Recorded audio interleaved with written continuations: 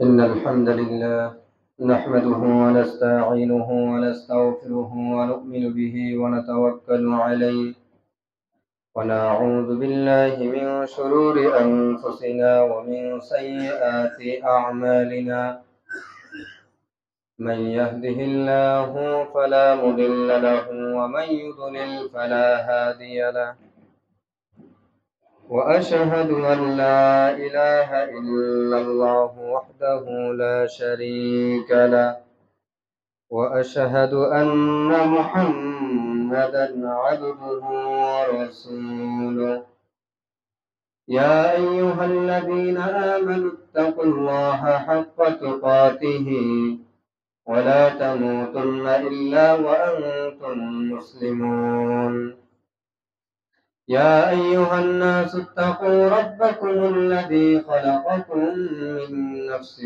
واحدة وخلق منها زوجها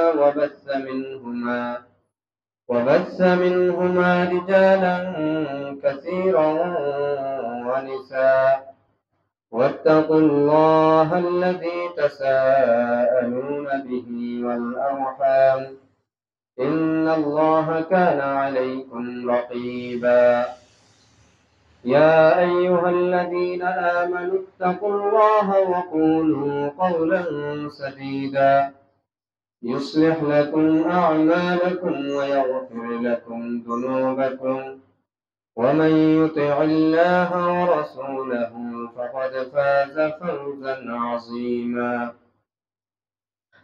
أما بعد فإن خير الحديث كتاب الله وخير الهدي هدي محمد صلى الله عليه وسلم وشر الأمور محدثاتها وكل محدثة بدعة وكل بدعة ضلالة وكل ضلالة في النار فأعوذ بالله من الشيطان الرجيم ألف لام را كتاب أنزلناه إليك لتخرج الناس من الظلمات إلى النور بإذن ربهم إلى صراط العزيز الحميد قال رسول الله صلى الله عليه وسلم خيركم من تعلم القرآن وعلمه أو كما قال عليه الصلاة والسلام وقال الله تعالى اتبعوا ما أنزل إليكم من ربكم ولا تتبعوا من دونه أولياء قليلا ما تذكرون মহান আল্লাহ সুবহানাহু ওয়া তাআলার কাছে শুকরিয়া জ্ঞাপন করছি যিনি আমাদেরকে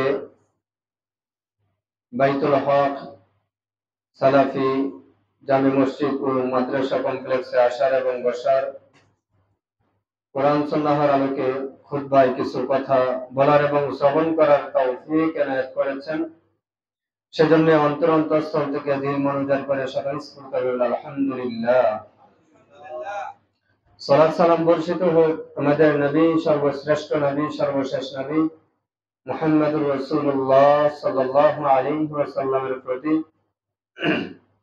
যিনি আমাদেরকে জান্নাতের পথ দেখিয়েছেন জাহান্নামের পথ থেকে সতর্ক সাবধান করেছেন সকলেই তার প্রতি সংক্ষিপ্ত পরিসরে দুরূদ পাঠ করে বলি আল্লাহুম্মা সাল্লি আলাইহি আল্লাহুম্মা বারিক আলাইহি। সম্মানিত মুসলিমবৃন্দ, সূরা ইব্রাহিমের প্রথম আয়াত এবং সূরা মাইদা 3 নম্বর আয়াত পাঠ করেছি। আল্লাহ সুবহানাহু ওয়া তাআলা যদি তৌফিক দান করেন এই আয়াত এবং হাদিসের উপর ভিত্তি করে সংক্ষিপ্ত পরিসরে কিছু কথা বলার আশা রাখি। ওমা তাওফীকি ইল্লা বিল্লাহ আলাইহি তাওয়াক্কালতু ওয়া ইলাইহি উনীব। আজকে আমরা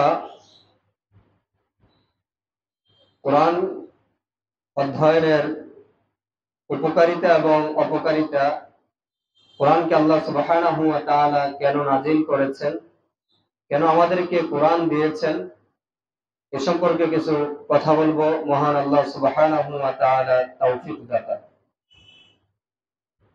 আল্লাহ সুবহানাহু ওয়া তাআলা মানব জাতির হেদায়েতের জন্য, মানব জাতির কল্যাণের জন্য,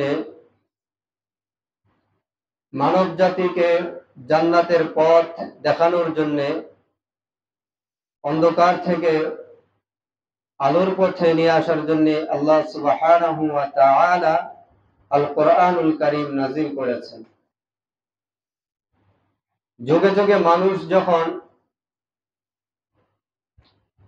মানব রচিত বিধিবিধান, মানুষের তৈরি ইজম তরিকা, মানুষের তৈরি পথ মত ইত্যাদি এর উপর চলে, মানুষ যখন তার প্রকৃত গন্তব্য হারিয়ে ফেলে, তার অভিষ্ট লক্ষ্য সে ভুলে যায়, তার গন্তব্য সে ভুলে যায়, তখন আল্লাহ সুবহানাহু ওয়া তাআলা মানব জাতিকে সঠিক পথের উপর পদার্পণের জন্য কোরআন নাজিল করেছেন বা তাদেরকে ঐশী গ্রন্থ দিয়েছেন। এবং আল্লাহ সুবহানাহু ওয়া তাআলা বলে দিয়েছেন যাতে মানুষ সেটারই অনুসরণ করে। তারা যে বিভিন্ন মানুষের তৈরি পথ এবং মতের উপর চলছে, বিভিন্ন তরিকা ইজমের উপর তারা প্রতিষ্ঠিত আছে, বিভিন্ন ব্যক্তি কেন্দ্রিক ধর্ম পালন করছে, বিভিন্ন ইমাম কেন্দ্রিক, বিভিন্ন ব্যক্তি কেন্দ্রিক, মনীষী কেন্দ্রিক, বিদ্যান কেন্দ্রিক যে ধর্ম পালন করছে, সেগুলো যাতে তারা গ্রহণ না করে, একমাত্র ওয়াহীকেই যাতে গ্রহণ করে এবং সেটাকেই যাতে তারা অনুকরণ করে, আল্লাহ সুবহানাহু ওয়া তাআলা আল কোরআনুল কারীমের বহু আয়াতে সেটা উল্লেখ করেছেন। আপনি কোরআনে এমন ভুরি ভুরি আয়াত পাবেন যেখানে আল্লাহ সুবহানাহু ওয়া তাআলা বারবার বলেছেন যে তোমরা ওয়াহীর অনুসরণ করো। কার অনুসরণ করো? ওয়াহীর অনুসরণ করো। ওয়াহী কি? ওয়াহী হলো কোরআন, ওয়াহী হলো সুন্নাহ, হাদিস। আপনি কোরআনে এমন এক দুইটা এমন কোন সূরার এক দুইটা আয়াত পাবেন না যেখানে আল্লাহ সুবহানাহু ওয়া তাআলা ওয়াহীর নির্দেশ মানার জন্য আমাদেরকে নির্দেশ প্রদান করেননি, ওয়াহী মানার জন্য আমাদেরকে বলেননি। কোরআনে আল্লাহ সুবহানাহু ওয়া তাআলা বারবার বলেছেন, বহু জায়গায় বলেছেন যে ইত্তাবিউ মা উনজিলা ইলাইকুম, তোমাদের প্রতি যা নাজিল করা হয়েছে তার অনুসরণ করো। সেটা বাদ দিয়ে বিভিন্ন ব্যক্তি এবং বিদ্যানের মাযহাবের তরিকার মানুষের পথে এবং মতে তোমরা পরিচালিত হও না, চলো না। এই কথাটাই আল্লাহ সুবহানাহু ওয়া তাআলা সূরা মাইদার 3 নম্বর আয়াতে বলেছেন যে ইত্তাবিউ মা উনজিলা ইলাইকুম মির রাব্বিকুম, তোমরা তোমাদের রবের পক্ষ থেকে যে ওয়াহী নাজিল করা হয়েছে সেই ওয়াহীর অনুকরণ করো। ইত্তাবিউ মা উনজিলা ইলাইকুম, তোমাদের প্রতি যা নাজিল করা হয়েছে তার অনুকরণ করো, মানে তা মেনে চলো। ওয়ালা তাত্তাবিউ মিন দুনিহি আউলিয়া, এটা বাদ দিয়ে তোমরা ওলিয়া উলিয়ার অনুসরণ করো না। ওলিয়া উলিয়ার এটা বাস্তবে তার জীবন হতে পারে, মানে একজন ব্যক্তি বেঁচে আছে, আমার দৃষ্টিতে সে ওলি, বা আমার দৃষ্টিতে সে আউলিয়া, আমার দৃষ্টিতে সে দরবেশ, আমার দৃষ্টিতে সে আলেম, আমার দৃষ্টিতে সে বিদ্বান, আমার দৃষ্টিতে সে মুফতি, আমার দৃষ্টিতে সে অনেক বড় আলেম বা কোরআন সুন্নাহর অনেক বড় জ্ঞানী। আল্লাহ বলছেন যে এই ধরনের ব্যক্তিদের, ওলিয়া উলিয়াদের অনুসরণ করো না। এটা জীবদ্দশা হতে পারে, অথবা সে মারা গেছে কিন্তু সে একটা তরিকা রেখে গেছে, অথবা সে মারা যাওয়ার পরে তার ভক্তকুল দেখলো যে আমার বাবা যেভাবে যা কিছু করেছে এইভাবে আমরা কি করি, সবকিছু মেনে চলি। এবং বাবার কাছে যারা আসবে, এবং আমরা প্রচার প্রসারের মাধ্যমে পৃথিবীর দূর দূরান্ত থেকে, দেশের দূর দূরান্ত থেকে মানুষ আসবে, আমরা তাদেরকে বাবার তরিকাটাই বলে দিব, বাবার ইবাদতের পদ্ধতি, বাবার চালচলন, আচার আখলাক ইত্যাদি, সে যেভাবে যা করেছে আমরা সেটাই মানুষকে শিক্ষা দিব, বলে দিব। আল্লাহ বলছেন এইগুলোর কোনটাই চলবে না।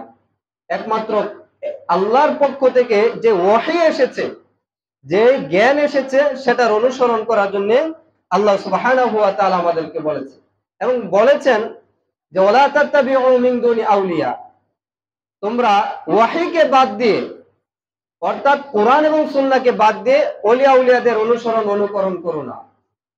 আল্লাহ বলছেন কলিলাম মা তাযাক্কারুন, তোমরা অল্পতেই বা অল্প সংখ্যক লোকই উপদেশ গ্রহণ করে থাকো। আজকে আমরা যদি দেখি, আল্লাহ সুবহানাহু ওয়া তাআলা কত সুন্দর করে বলেছেন ওহীর অনুসরণ করো, ওহীকে বাদ দিয়ে ওলিয়া উলিয়ার অনুসরণ করো না।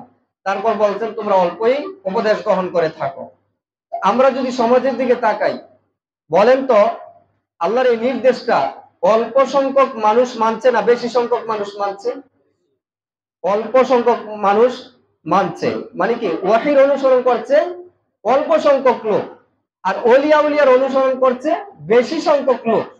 আল্লাহ বলছেন কলিলাম মা তাযাক্কারুন, ওই যে আমি যে বলেছি যে তোমরা ওহীর অনুসরণ করো, এই কথাটা অল্প সংখ্যক লোকই গ্রহণ করবে, এই উপদেশটা অল্প সংখ্যক লোকই গ্রহণ করবে, কিন্তু বেশি সংখ্যক লোকেরা ওই দ্বিতীয়টা ওলিয়া উলিয়ার অনুসরণ করবে।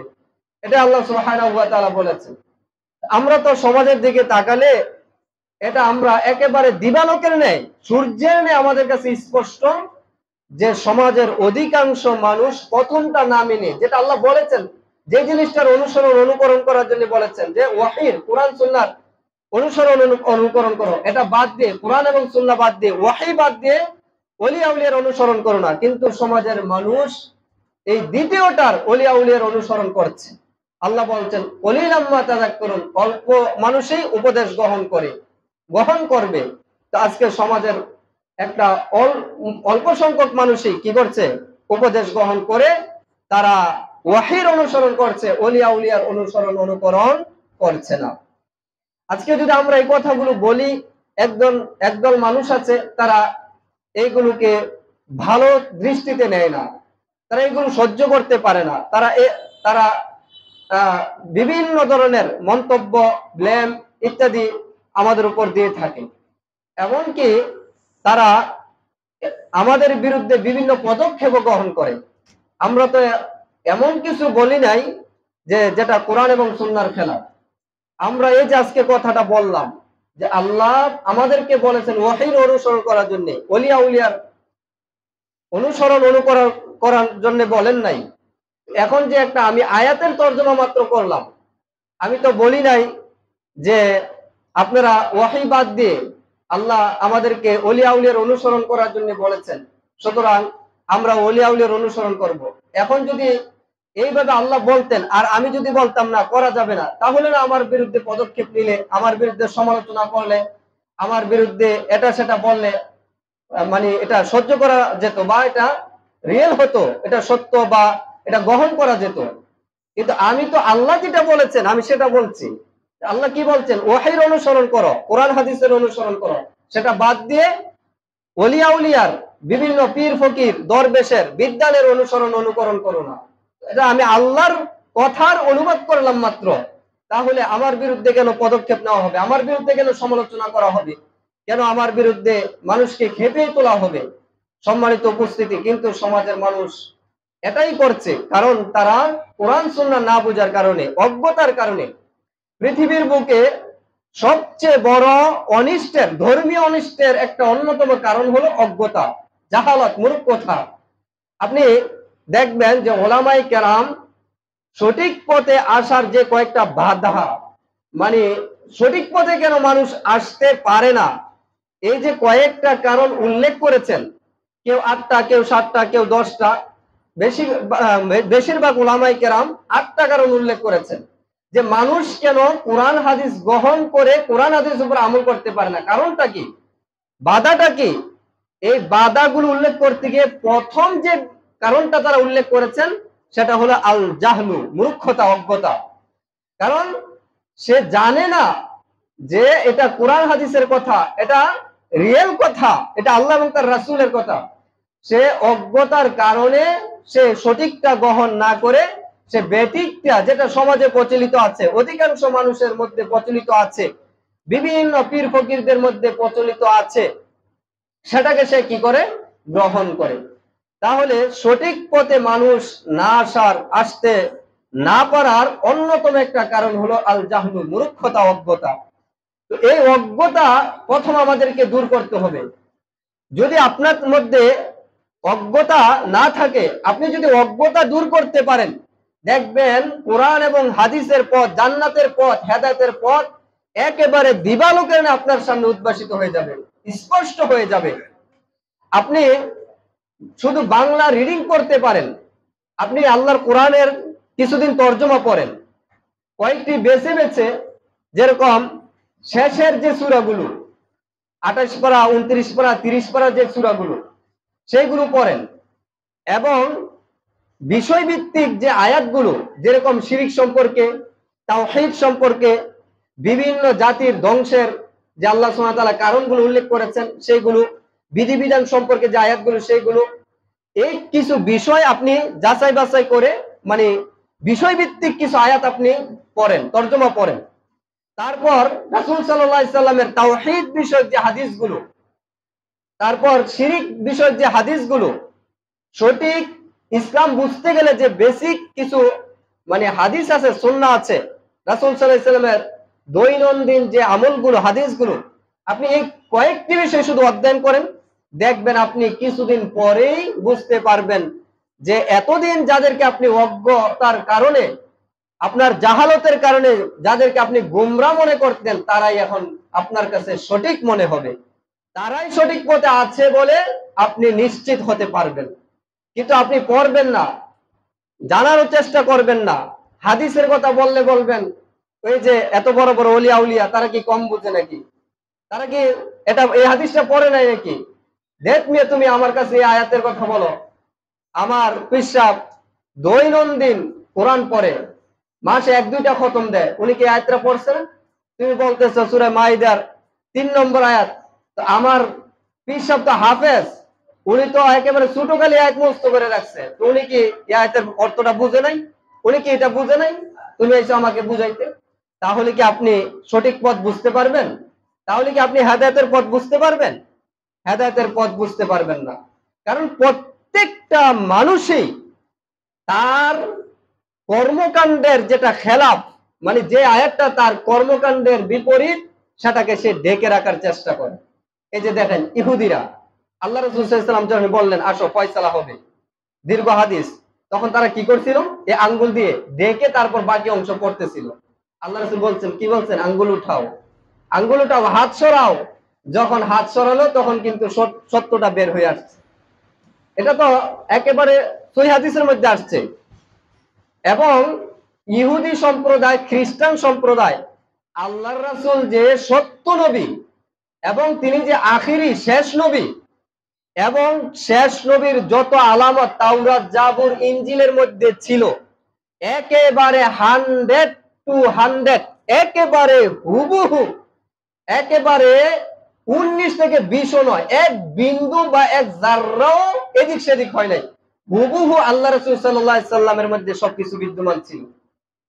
তার শরীরের বিবরণ, তার বংশের বিবরণ, তিনি যে এলাকার মধ্যে জন্মগ্রহণ করবেন তার বিবরণ, এবং তিনি কেমন হবেন, এবং তিনি কি গ্রহণ করবেন, কি গ্রহণ করবেন না, বিস্তারিত ডিটেলস তাওরাত, জাবুরের মধ্যে, ইনজিলের মধ্যে যেইভাবে আছে, ইহুদি খ্রিস্টানরা হুবহু ওইভাবেই কি মুহাম্মদ সাল্লাল্লাহু আলাইহি সাল্লামের মধ্যে পেয়েছিল। এখন তারা তো যেহেতু একেবারে 100% মিলে গেছে, যারা পরিমাণও কি হয় নাই, 19-20 হয় নাই, বিন্দু পরিমাণও এদিক সেদিক হয় নাই। এখন তারা তো বলতে পারতো আশহাদু আল্লা ইলাহা ইল্লাল্লাহ ওয়া আশহাদু আন্না মুহাম্মাদান আবদুহু ওয়া রাসূলুহু, বলতে পারতো না? কিন্তু বলছে কি? যখন আল্লাহ রাসূল বলছেন ইয়া আইয়ুহান নাস কুলু লা ইলাহা ইল্লাল্লাহ তুফলিহু, হে আমার জাতি, হে মানব সকল, ইয়া আইয়ুহান নাস, হে লোক সকল, কুলু লা ইলাহা ইল্লাল্লাহ, তোমরা বলো আল্লাহ ছাড়া কোনো সত্য ইলাহ নাই, তুফলিহু, তাহলে তোমরা সফল হয়ে যাবে, তোমরা জান্নাতে যেতে পারবে, চিরস্থায়ী বাসস্থান, তোমাদের সবচেয়ে শান্তির জায়গা জান্নাতে তোমরা যেতে পারবে। এই কথা বলার পরে তারা তো দেখছিল যে রাসূল এই মুহাম্মদ সাল্লাল্লাহু আলাইহি সাল্লামের মধ্যে সব কিছু বিদ্যমান আছে। তাওরাতের পণ্ডিতরা তারা তাওরাত তাদের মুখস্থ ছিল, জাবুরের পণ্ডিতদের জাবুর মুখস্থ ছিল, ইনজিলের পণ্ডিতদের ইনজিল মুখস্থ ছিল। আল্লাহ রাসূল সাল্লাল্লাহু আলাইহি সাল্লামের সাথে সব আলামত মিলিয়ে তারা হুবহু তারা মিল পেয়েছিল। তারপরও লা ইলাহা ইল্লাল্লাহ বলে নাই কেন? বলে নাই কেন? একটাই কারণ, যে তাদের খেলাফ, তারা যে ইজম তৈরি করে রেখেছে, যে মতবাদ তৈরি করে রেখেছে, তারা যে নতুন ধর্ম তৈরি করে রেখেছে, এটা লা ইলাহা ইল্লাল্লাহর বিপরীত। এটা লা ইলাহা ইল্লাল্লাহ গ্রহণ করে না, এটা লা ইলাহা ইল্লাল্লাহ মেনে নেয় না। যার দরুন তারা এত মিল পাওয়ার পরেও, এত সঠিক পাওয়ার পরেও রাসূলকে তারা লা ইলাহা ইল্লাল্লাহ বলে সফল কাম হয় না। আপনি সূরা বাকারা খুলেন, আরো আল্লাহ কি বলেছেন? আল্লাহ কি বলছেন? ইয়ারিফুনাহু কামা ইয়ারিফুনা আবনাআহুম। ইহুদি এবং খ্রিস্টান সম্প্রদায় মুহাম্মদ সাল্লাল্লাহু আলাইহি সাল্লামকে, তাকে মানে কি মুহাম্মদ সাল্লাল্লাহু আলাইহি সাল্লামকে এমন ভাবে চিনে, কামা ইয়ারিফুনা আবনাআহু, যেমনি ভাবে তারা আপন সন্তানকে চিনে। আচ্ছা বলেন তো, আপনার একটা সন্তান 10 বছরে হারিয়ে গেছে, তারপর 30 বছর পরে আপনি আপনার সন্তানের সামনে একদিন আচমকা হঠাৎ সাক্ষাৎ লাভ করছেন, মানে রাস্তার মধ্যে দেখেছেন, আপনি চিনতে পারবেন কিনা? চিনতে পারবেন। 30 বছর পরেও আপনার সন্তানটাকে আপনি চিনতে পারবেন, 10 বছর পরেও আপনি চিনতে পারবেন। এই যে আগের মানুষগুলো, এখন তো ইমুতে, হোয়াটসঅ্যাপে, ভিডিও কনফারেন্সে বাচ্চার সাথে রাত দিন কথা বলা যায়। আগে 10-20 বছর আগে যারা বাইরে ছিল, একটানা 20 বছর 10 বছর, কম করে 5 বছর বিদেশ করছে। বাচ্চা যখন যায় পেটে ছিল, এসে দেখে বাচ্চার বয়স 7-8। কি বলেন? চিনতে ভুল করছে বাবা? এসে শুধু মার কাছ থেকে খোঁজ খবর নিছে চিঠি দিয়ে। তারপরও কি সন্তান চিনতে ভুল করে নাই? আপনার সন্তান 10 বছর পর আপনার সামনে আসলে, 10 বছর পরে আপনি দেখেছেন, আপনি বুঝতে পারবেন আমার সন্তান। হাজার মানুষ যদি বলে না এটা আমার সন্তান, আপনি লড়াই করবেন, আমার সন্তান এত বছর আগে হারিয়ে গেছে, এটা আমার সন্তান। কোনো সন্দেহ নাই, সব মিল আছে, সব আলামত তার মধ্যে আছে। আল্লাহ বলছেন যে ইয়ারিফুনাহু কামা ইয়ারিফুনা আবনাহুম। ইহুদি সম্প্রদায় মুহাম্মদ সাল্লাল্লাহু আলাইহি সাল্লামকে ওইভাবে চিনে যেইভাবে তার আপন সন্তানকে চিনে। আমি এটা হারানের সাথে মানে কি দিলাম, তুলনা দিলাম। কিন্তু যখন আপনার সন্তান সব সময় আপনার সাথে থাকবে, একেবারে ছোট থেকে বড় হয়েছে আপনার সামনে, আপনি মরার আগেও যদি সে আপনার সামনে থাকে, আপনি চিনবেন যেটা আমার ছেলে। আপনি কোশ্চিন কালেও ভুল করবেন না চিনার মধ্যে। তো আল্লাহ বলছেন ইহুদি সম্প্রদায় মুহাম্মদ সাল্লাল্লাহু আলাইহি সাল্লামকে আপন সন্তানের মতো চিনে। আপন সন্তানকে যেরকম মানুষ চিনতে ভুল করে না, ইহুদিরাও মুহাম্মদ সাল্লাল্লাহু আলাইহি সাল্লাম সত্য নবী এটা জানে, তারপরও কেন মানে নাই? যে তারা যা করতেছে তার বিপরীত।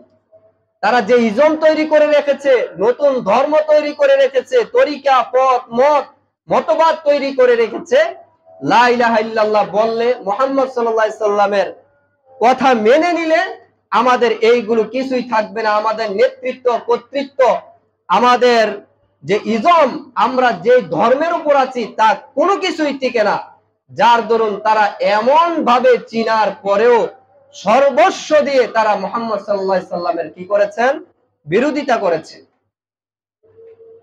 তো আমাদের সমাজেও আপনি মনে করবেন না যে এরা কি এই হাদিসটা পড়ে নাই, এরা কি এই আয়াতটা পড়ে নাই।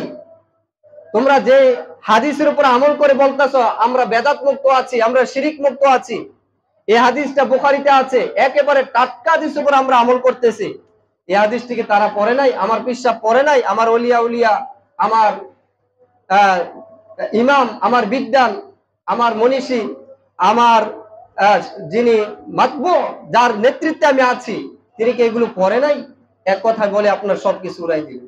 তারা পড়েছে, কিন্তু তারা এইগুলো আপনার থেকে আমার থেকে লুকিয়ে রাখে, এইগুলোকে উজ্জ্বল করে রাখে, যাতে তারা যে ইজম তৈরি করে রেখেছে সেটা দিয়ে যাতে আপনাকে দিয়ে আমাকে দিয়ে তারা একটা ব্যবসা ফাঁদতে পারে, তাদের উদ্দেশ্য হাসিল করতে পারে। এই কারণে জানার পরেও তারা সেটা প্রকাশ করে না। আর যদি কোনোভাবে প্রকাশ হয়ে যায়, আপনি যদি গিয়ে বলেন যে হাদিসের মধ্যে তো এইভাবে আছে, কোরআনে তো এইভাবে আছে, খালি কোরআনে আছে, হাদিসে আছে, কোন বেয়াদবিমূলক আচরণ করে নয়, কোন মেজাজ গরম করে নয়, ঠান্ডা মাথায় বাবা কোরআনের অমুক সূরার অমুক আয়াতে তো এইভাবে একটা আয়াত দেখছি, কিন্তু আমার এখানে আইসা তো আমি দেখলাম এই আয়াতটার বিপরীত, অথবা আমি তো একটা হাদিস পড়ছিলাম বুখারীর মধ্যে অথবা অন্য কোন হাদিসের কিতাবের মধ্যে, কিন্তু এখানে আইসা মানুষের যে আমলগুলো দেখছি আমার তো ওই হাদিসের সাথে মিলতেছে না, ওই হাদিসের এটা সাংঘর্ষিক মনে হচ্ছে। খালি ঠান্ডা মাথায় একেবারে ভদ্রতা বজায় রেখে আপনি বলবেন, দেখবেন হয়তো সাথে সাথে মানে ফানুসাব যেটা আমরা বলি আর কি ফুলে উঠবে, ফস করে উঠবে, অথবা আপনাকে সাথে সাথে চক্ষু লাল করে মানে শাসাতে থাকবে, ওই বেটা তুমি কি বুঝো, আমি কোরআন হাদিস বুঝি না, আমি হাদিস কি পড়ি নাই, তুমি কি বুঝো, তুমি কবে কি পড়ে আসছো, এখন এসে বলতেছো আমার খানকার মধ্যে আমলটা নাকি ওই হাদিসের সাথে সাংঘর্ষিক, তুমি কি আমার চেয়ে হাদিস বেশি বুঝে ফেলেছো, তুমি কি সাধারণ একজন মুরিদ, আমার কাছে হাজার হাজার আলেম মাওলানা মুফতি মুহাদ্দিস শাইখুল হাদিস আমার কাছে মুরিদ, আমার শিষ্য, তারা কি এটা বুঝে নাই, তুমি বুঝে ফেলেছো, এইভাবে আপনাকে সাথে সাথে হেনস্থা করবে। অথবা ইহুদি খ্রিস্টান সম্প্রদায় যে কৌশল অবলম্বন করেছিল সেই কৌশল অবলম্বন করবে, সেটা কি অপব্যাখ্যা করবে। আপনি হানাফি মাযহাবের একজন বড় বিদ্বান আল্লামা আবুল আইজ আল হানাফি রাহিমাহুল্লাহ, যিনি ফিকহের দিক দিয়ে হানাফি হলেও আকীদার দিক দিয়ে তিনি আশআরি মাতুরিদি ছিলেন না, তিনি ছিলেন সালাফি। তার একটা প্রসিদ্ধ আকীদার কিতাব, যেই কিতাবের হাসিয়া লিখেছেন আল্লামা বিন বাজ রাহিমাহুল্লাহ, যেই কিতাবের হাসিয়া লিখেছেন আল্লামা নাসিরউদ্দিন আলবানী রাহিমাহুল্লাহ, যেই কিতাবের হাসিয়া লিখেছেন, হাসিয়া বুঝেন তো মানে টিকা টিপ্পনী লিখেছেন পৃথিবীর জগৎ বিখ্যাত ওলামায়ে কেরাম, এত প্রসিদ্ধ এই কিতাবটা লাভ করেছে পৃথিবীর সকল সালাফি অঙ্গনে, যে প্রথম তাদের মূল কিতাবই হলো এটা, নাম হলো আল আকিদাতুস সালাফিয়া, শরহুল আকিদা ফি আকিদাতিস সালাফিয়া, এই শিরোনামে বা এই নামে একটা এই আকীদার কিতাব আল্লামা আবুল আইজ আল হানাফি শরহুত তাহাবিয়া ফি আকিদাতিস সালাফিয়া, এই বইটা মধ্যে আপনি দেখবেন তিনি বলেছেন, আল্লাহর রাসূল যে বলেছেন যে আমার উম্মত 73 দল হবে। আচ্ছা বলেন তো কোরআন হাদিস কি 73 সিস্টেমে আসছে? বলেন 73 সিস্টেমে আসছে? তো মানুষ 73 দলে হবে কেন? 73 দলের আকীদার সাথে মানে আকীদা মিল থাকবে না কেন? 73 দলের আমলের সাথে আমল মিল থাকবে না কেন? এবং ইসলামের বিভিন্ন বিধানের ক্ষেত্রে এই 73 দলের মধ্যে এক দল আরেক দলের সাথে মিল থাকবে না কেন? কেন জিকির মিল থাকবে না? কেন নামাজের মিল থাকবে না? কেন আকীদার মিল থাকবে না? কেন ইবাদতের মিল থাকবে না? কোরআন হাদিস কি 73 ভাবে নাজিল হয়েছিল? যে কোনো সমস্যা নাই, কোরআন হাদিস 73 ভাবে নাজিল হয়েছে, এরা যেইভাবে আছে ওইটা একভাবে নাজিল হয়েছে, আরেক দল যেভাবে আছে এটা ওইভাবে নাজিল হয়েছে। সুতরাং 73 ভাবে যেহেতু কোরআন নাজিল হয়েছে 73 ভাবে মানতেছে, এখানে কোনো সমস্যা নেই। কিন্তু কোরআন কি 73 ভাবে নাজিল হয়েছে? আপনি মাযহাব ওলাদেরকে জিজ্ঞেস করেন যে আপনারা যে বলেন 4 মাযহাবই সত্য, 4 মাযহাবই হক, এবং আল্লাহ রাসূল সাল্লাল্লাহু আলাইহি সাল্লাম যে আমাদের সামনে যে ধর্ম রেখে গিয়েছেন সেটা কি 4 ভাবে রেখে গিয়েছেন?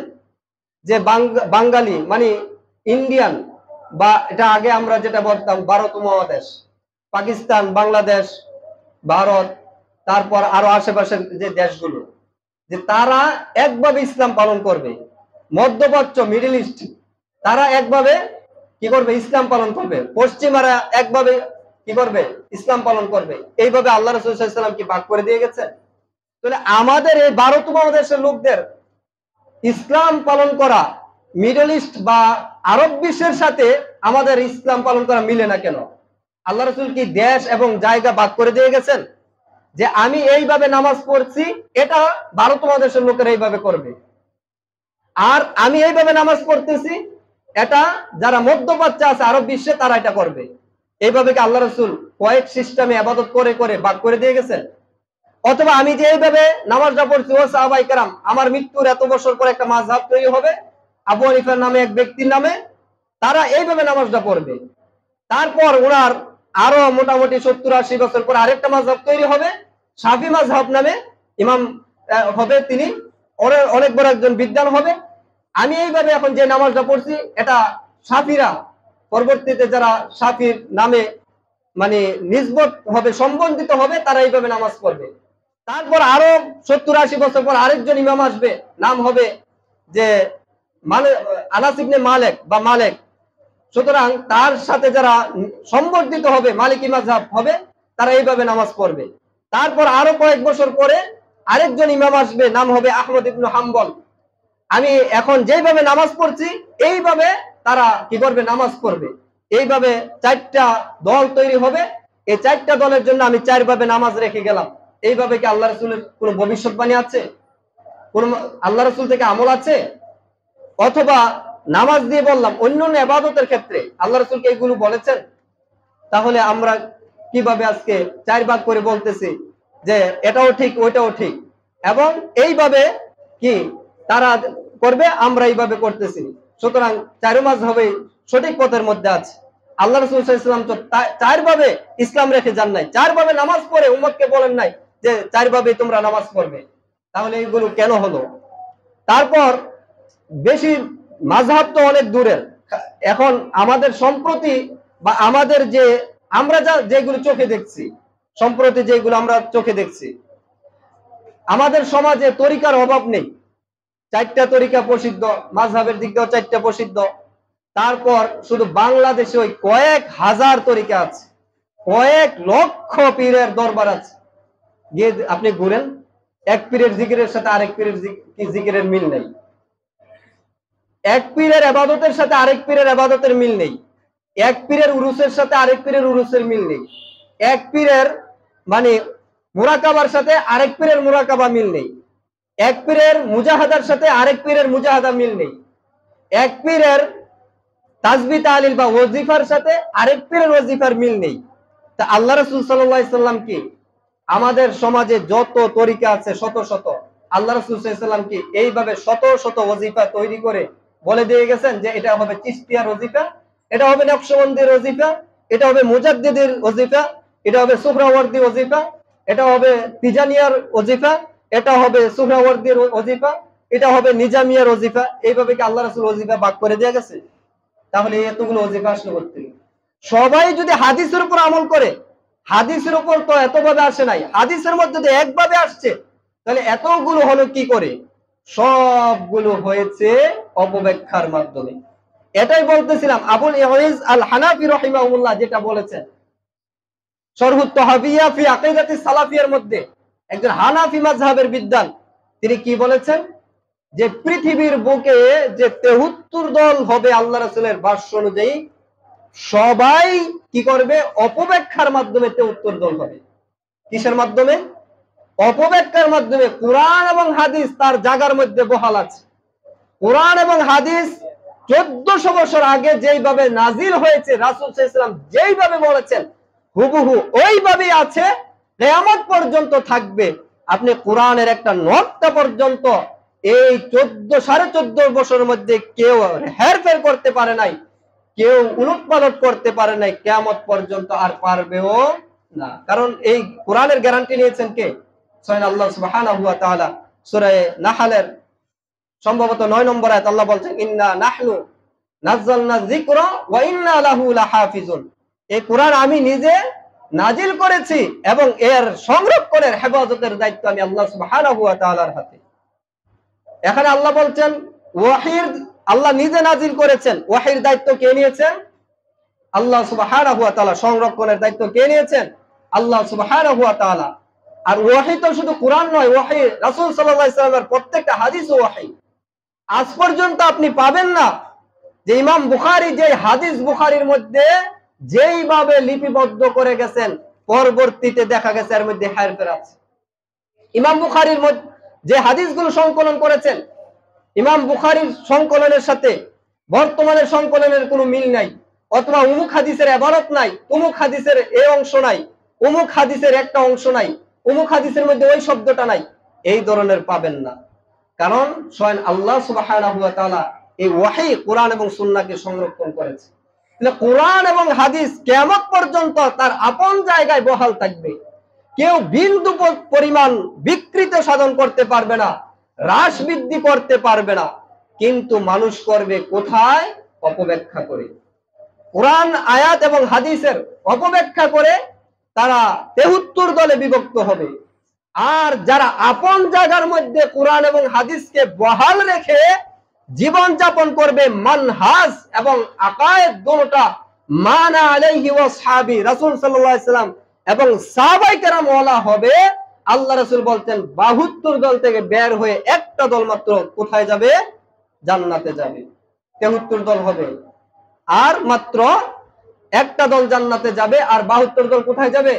জাহান্নামে যাবে। ওই একটা দল কারা? যারা কোনো অপব্যাখ্যার আশ্রয় নেয় নাই, যারা কোরআন এবং হাদিসকে আপন জায়গায় রেখে আমল করেছে। সমাজ ভুল পথে আছে, কোরআন হাদিসকে ওই ভুলটা প্রমাণ করার জন্য টেনে হিসড়ে অপব্যাখ্যা করে সমাজের দিকে নিয়ে যায় নাই, বরং সমাজকে কোরআন হাদিসের দিকে নিয়ে আসার জন্য চেষ্টা করেছে। আমাদের সমাজের সমস্যাটা কি? একটা বেদাত চালু আছে, এখন এটাকে জায়েজ করার জন্য এখন কোরআন হাদিসের মানে কোরআন হাদিসকে টেনে হিসড়ে অপব্যাখ্যা করে ওইটার মধ্যে নিয়ে ফিট করে ওটাকে জায়েজ করে। যেরকম আমাদের সমাজে, খালি একটা উদাহরণ দিচ্ছি, এমন হাজার হাজার শত শত আমি উদাহরণ দিতে পারবো।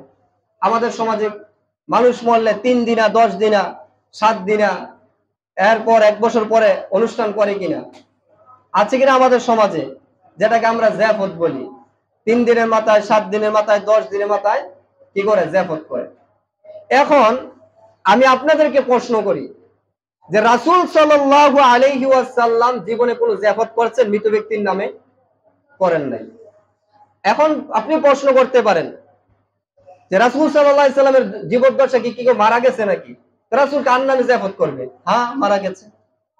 আল্লাহ রাসূল সাল্লাল্লাহু আলাইহি সাল্লামের জীবদ্দশায় তার সবচেয়ে প্রিয় স্ত্রী, যে স্ত্রী জান দিয়ে, মাল দিয়ে, সম্পদ দিয়ে, বাড়ি দিয়ে, ঘর দিয়ে, সবকিছু রাসূলকে দিয়ে ইসলামের জন্য সাহায্য করেছেন, তিনি কে? আম্মা জান খাদিজা রাদিয়াল্লাহু তাআলা আনহা। সবকিছু দিয়ে দিছে। মানে আরবের যে কয়েকজন ধনী মানুষ ছিল, ওই ধনী মানুষের তালিকার যে যদি 1, 2, 3 সিরিয়ালে দেওয়া হয়, হয়তো আম্মা জান খাদিজা রাদিয়াল্লাহু তাআলা আনহার নাম 1, 2 এর মধ্যে চলে আসতো। এত বড় ধনাঢ্য মহিলা ছিলেন কে? খাদিজা রাদিয়াল্লাহু তাআলা আনহা। আল্লাহ রাসূলকে বিয়ে করলেন, বিয়ে করার পরে সব ধন সম্পদ রাসূলের জন্য ওয়াকফ করে দিলেন, যে যখন যে সম্পদ ইসলামের তরে ব্যয় করার প্রয়োজন হয় আপনি করবেন, আমি খাদিজার কোনো অনুমতির প্রয়োজন নেই। ওই খাদিজা রাদিয়াল্লাহু তাআলা আনহা আল্লাহ রাসূলের ইন্তেকালের পরে ইন্তেকাল করেছেন না আগে ইন্তেকাল করেছেন?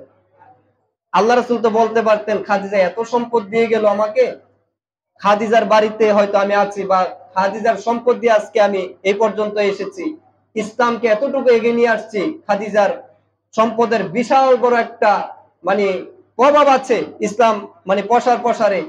খাদিজা মারা গেছে, আমি সাহাবীদেরকে একবেলা জিয়াফত করে খাওয়াই, 2টা উট জবে করে দেই, তারপর বাস আরবের যে খাবার প্রচলিত আছে সেটা করে দেই, এসে সাহাবায়ে কেরাম খাক আর খাদিজার নামে একটু দোয়া করুন। করেছেন কি? আল্লাহ রাসূল করেছেন এই ধরনের কোন অনুষ্ঠান?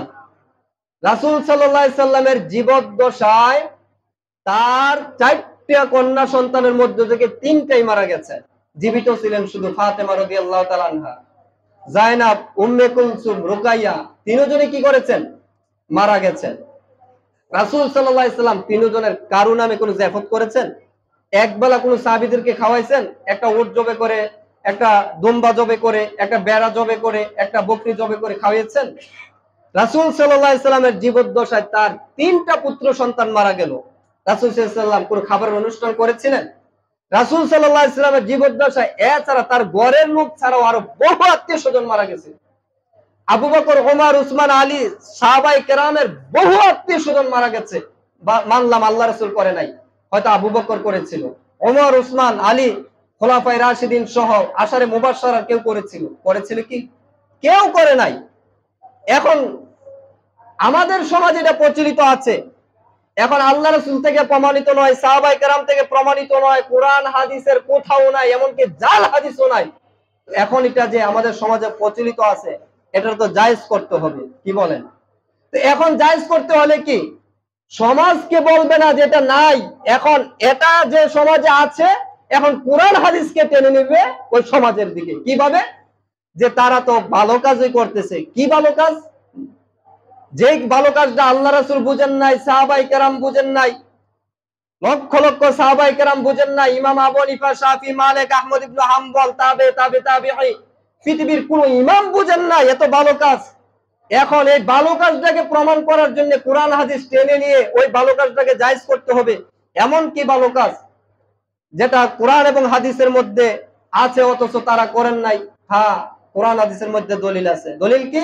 এটা জায়েজ করতেছে যে আল্লাহ বলছেন যে তোমরা এতিম গরিব মিসকিনদেরকে খাওয়াও।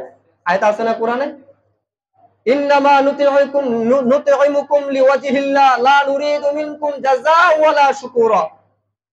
কিয়ামতের দিন আল্লাহ বলছেন যে মা সালাকুকুম ফি সাকার, কেন জাহান্নামে আসলে? তারা বলবে লাম নাকু মিনাল মুসাল্লিন, নামাজ পড়তাম না, ওয়ালাম নুতইমুকুমুল মিসকিন, আমরা মিসকিনদেরকে, এতিম গরিব অসহায় মানুষদেরকে খাওয়াইতাম না। তো মুর্দা মারা গেছে, মানুষ মারা গেছে, গরিব এতিম অসহায় মানুষকে খাওয়ায়, এটা কোরআনে তো আল্লাহ বলছে। দেখছেন দলিল?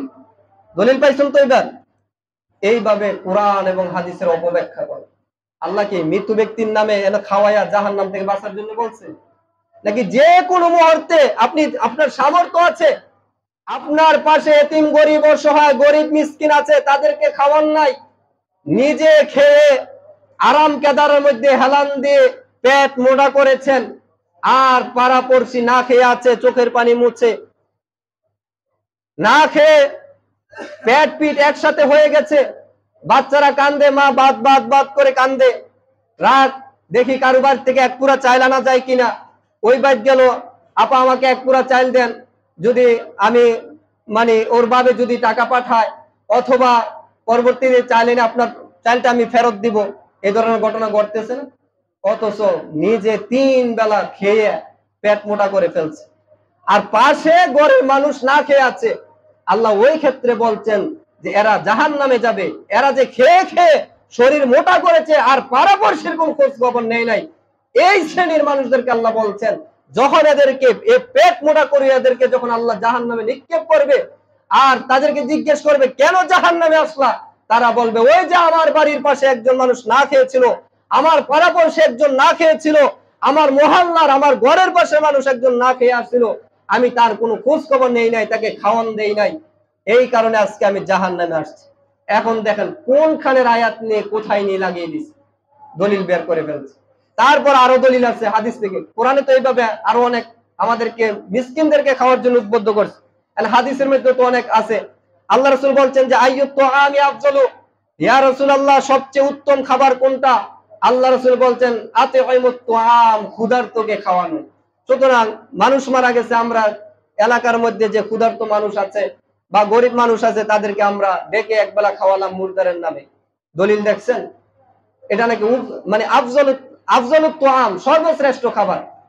একবার রাত্রে আমি একটা প্রোগ্রামে গেলাম, তো রাতে মানে রাতের প্রোগ্রামে, তো আমি রাতে আর ফিরতে পারি নাই, মানে রাতে ওইখানে আমাকে রাত্রি যাপন করতে হয়েছে। তো সকালবেলা মানে বিশাল বড় জাফত, ফজরের পর থেকে খানা শুরু হয়ে যাবে, একেবারে সারাদিন চলবে, প্রায় 10-20টা গরু মানে জবে করা হয়েছে।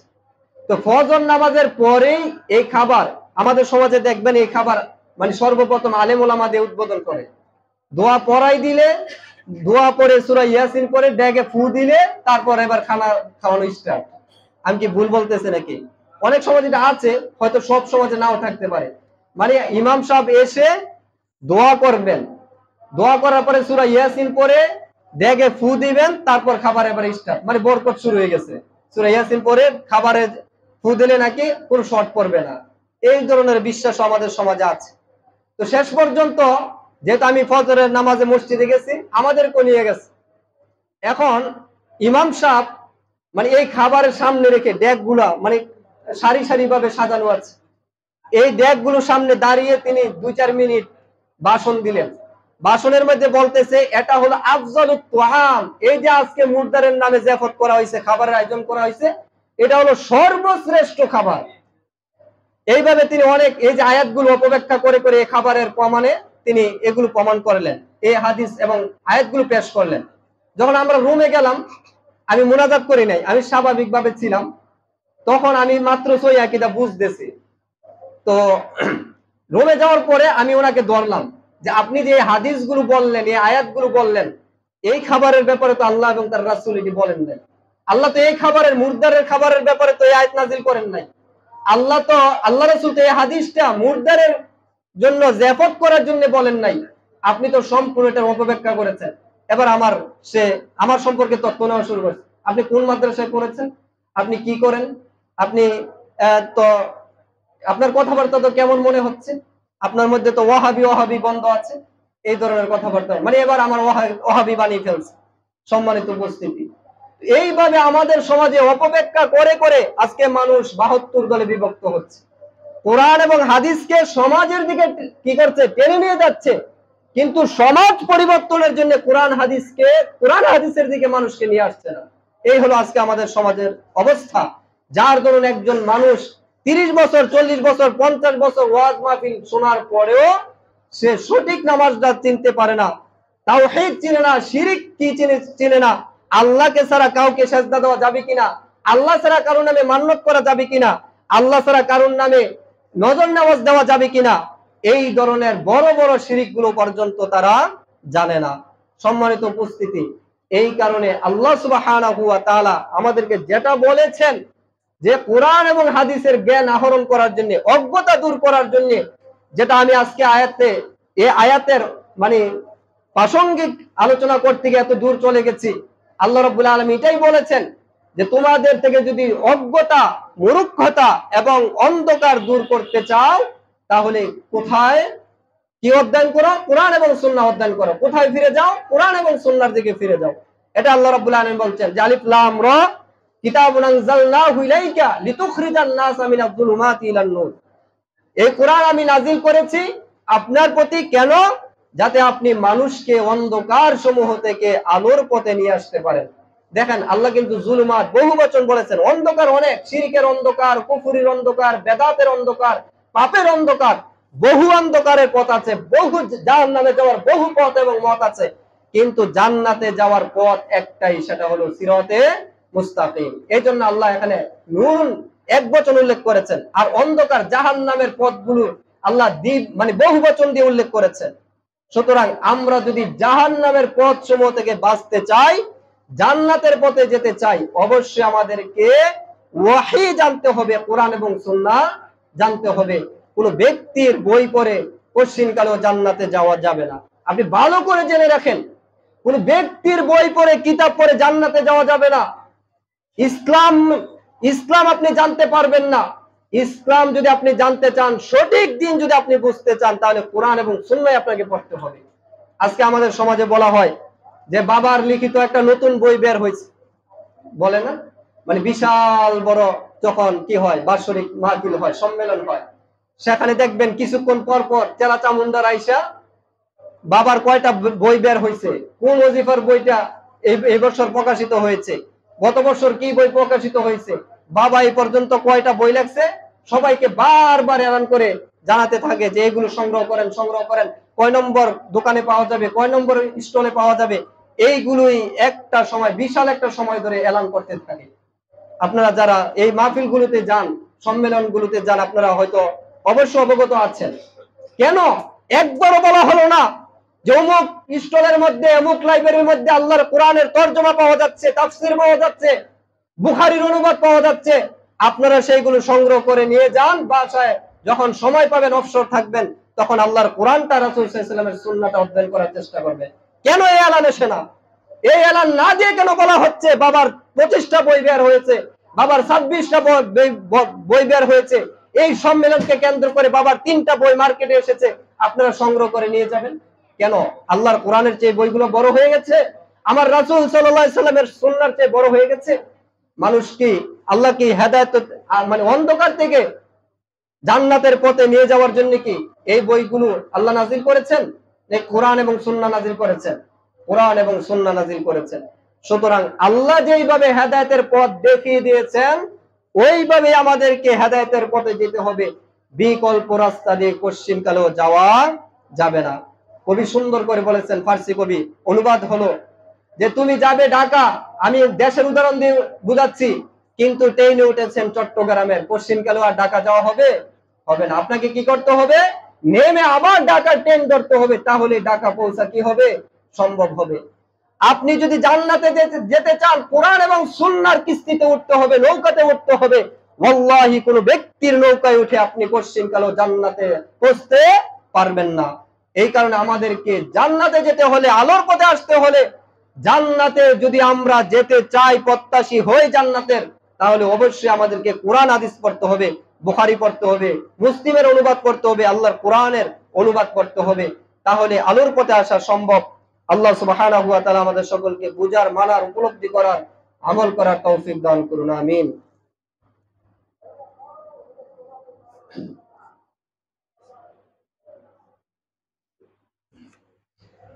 আলহামদুলিল্লাহ ওয়াসসালাতু ওয়াসসালামু আলা রাসূলিল্লাহি ওয়া বা'দ। ফাআউযু বিল্লাহি মিনাশ শাইতানির রাজীম। ইন্নাল্লাহা ওয়া মালাইকাতাহু ইউসাল্লুনা